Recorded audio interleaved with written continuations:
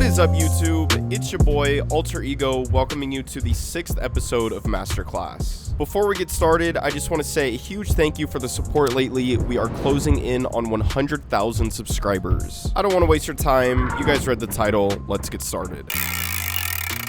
Your health is represented by this player model. At the beginning of each run, every player will start with 100 HP. When you're at 100 HP, your player model will be clear, but as soon as you take damage, your player model will turn red. The lower your HP is, the brighter red it will become. Once you reach below 20 HP, this is considered critical health. When this happens, you'll see a warning that says critical injury, your helmet will crack, and your stamina bar will disappear. During this time, stamina works the same way, so you can still sprint and jump, you just can't see the stamina bar. Your health will immediately begin regenerating 1 HP per second until you're back to 20 HP. As soon as you're back to 20 HP, your stamina bar will reappear. If you reach below 10 HP, this is super critical health, in which case you will begin bleeding and you will not be able to sprint. You'll be forced to limp around until your health regenerates back to 20 HP. Just to clarify, bleeding is only a cosmetic effect. When it comes to taking damage, extreme critical health acts as a saving grace. If an enemy deals less than 50 damage and their hit would have killed you, it will instead send you to 5 HP to give you one last chance. For example,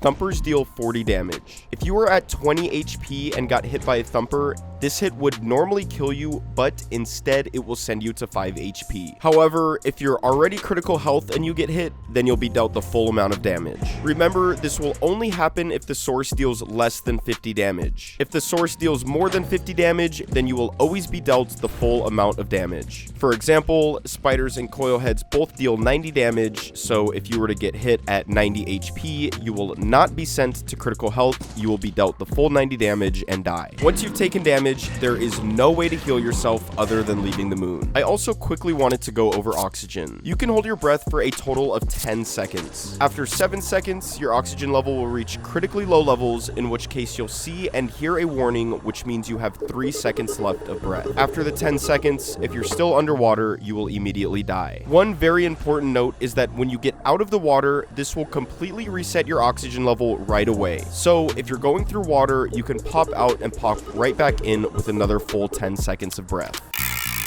Stamina is represented by the orange bar in the upper left corner. Stamina starts at a value of 1 and will get used up when you sprint or jump. Sprinting will decrease your stamina 0.1 per second, meaning you can sprint for a total of 10 consecutive seconds without any weight. Each jump will decrease your stamina 0.08, meaning you can jump in place for a total of about 42 seconds. Stamina will also be consumed anytime you're walking through water or mud. Most of you probably already know that the stamina bar extends a little more than what's shown. In-game, the stamina bar shows it starts here and ends here, but it actually starts somewhere around here and ends somewhere around here. The end of the stamina bar that you can't see is the exhaustion area. You can sprint through the exhaustion area, but you cannot start sprinting in the exhaustion area. When your stamina bar completely depletes, or if you try to sprint in the exhaustion area, your player model will put their hand against their chest. While walking, your stamina will regenerate at a rate of 0.7 per second, meaning it'll take about 14 seconds to fully regenerate. However,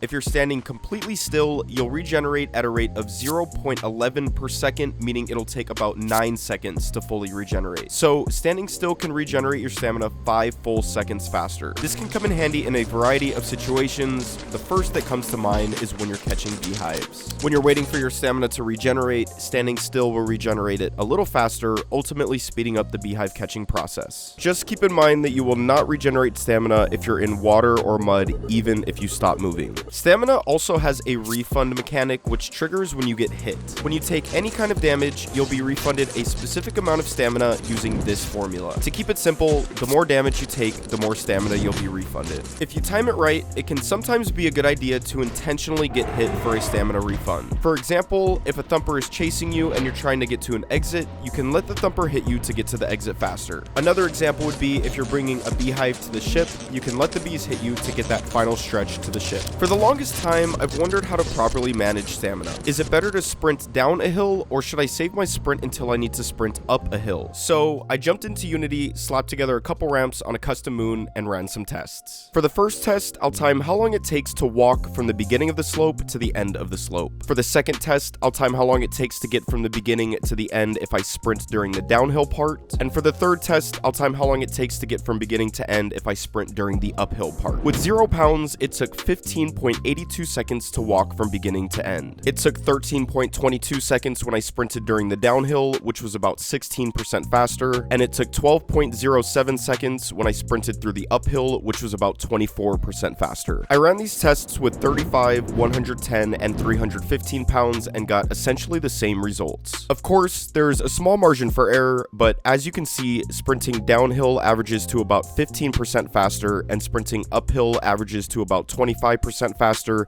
meaning it's more efficient to sprint uphill than it is to sprint downhill. I wanted to be sure that being on a steeper slope didn't make a difference, so I ran these tests on a 10 degree, 20 degree, and 30 degree slope, and just like before, sprinting up the slope was consistently faster.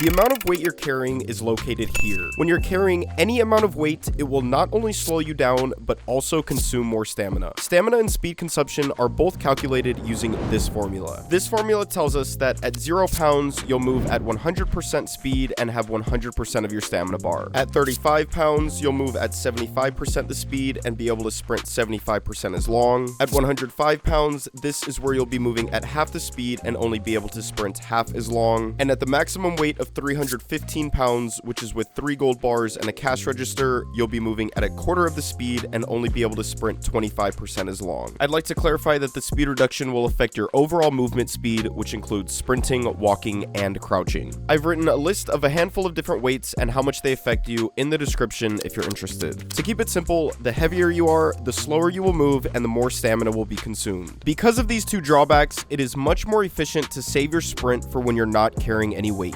For example, let's say I have a bunch of loot here that I'm bringing back to main. On the left side, I'll be sprinting pretty much whenever I have stamina, and on the right side, I'll be conserving my stamina for when I'm not carrying any weight.